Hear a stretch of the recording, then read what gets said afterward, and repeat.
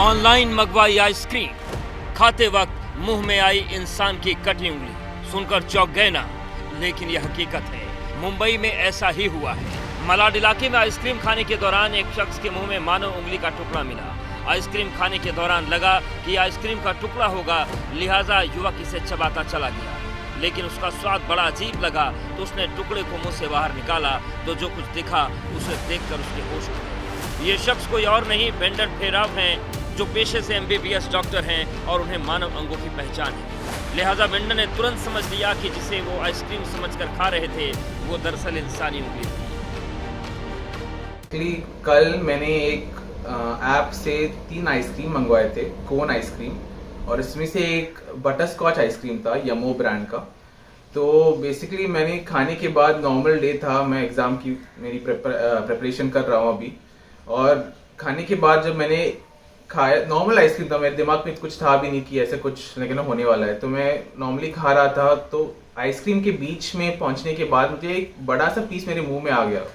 तो मुझे लगा कि कभी कभी आइसक्रीम में बड़ा सा कोई नट रहता है या ऐसे चॉकलेट का पीस रहता है, तो लकीली मैंने उसको निकल नहीं लिया। तो मैंने निकाला तो मुझे लगा कि पहले कुछ तो भी कार्टिलेज जैसा लग रहा था, तो मैंने देखा कि मे बी किसी ऐसी चिकन का कुछ तो कार्टिलेज का पीस नहीं है। बट जब मैं एक्चुअली डॉक्टर हूँ तो मुझे पता है कि ह्यूमन बॉडी का पीसेस कैसे दिखता है, और जब मैंने अच्छे से देखा उसको, मुझे एक नाखून दिखा उस पे, और नीचे का ऐसे फिंगरप्रिंट के निशान भी दिख रहे थे मुझे, और वो ऐसे थंब का एक पीस लग रहा था। वेंडन फेराव ने ऑनलाइन डिलीवरी ऐप ज़ेप्टो से 3 यमो मैंगो आइसक्रीम का ऑर्डर किया था, लेकिन डिलीवरी बॉय उन्हें 2 यमो मैंगो आइसक्रीम और 1 यमो बटर स्कॉच आइसक्रीम दे गया।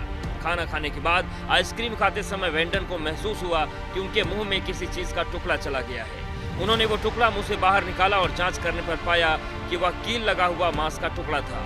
जब वेंडन ने ध्यान से देखा तो उन्हें नाखून दिखा और उंगली के निशान भी दिखे। लिहाजा वो घबरा गए कि कैसे मानव अंग का टुकड़ा उनके मुंह में चला गया। वो इतने घबराए हुए हैं कि खुद मेडिकल जांच की बात कह रहे हैं।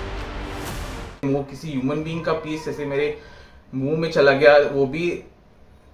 वो एक मैंने वो पैकेट पे देखा, एक मैंने पहले का था वो, और वो एक मैंने वो आइसक्रीम में रहा, फिर मेरे मुंह में चला गया। वो जो बिगर पिक्चर है कि वो जो आइसक्रीम का बैच है उसमें कितने लोगों के पास गया रहेगा, वो ब्लड जो रहेगा उस 8% का, वो कितने आइसक्रीम में मिक्स हो गए। अभी मैं आइसक्रीम के बारे में सोचता भी हूँ तो ऐसे बहुत ऐसे मुझे पीटीएसडी हो जाता है कि ऐसे कैसे हो सकता है। ब्रांडेड आइसक्रीम, वो भी पैक्ड विश्वसनीय प्लेटफॉर्म जिसने आइसक्रीम डॉक्टर के घर पहुंचाई, फिर भी आइसक्रीम में उंगली निकलने का दावा।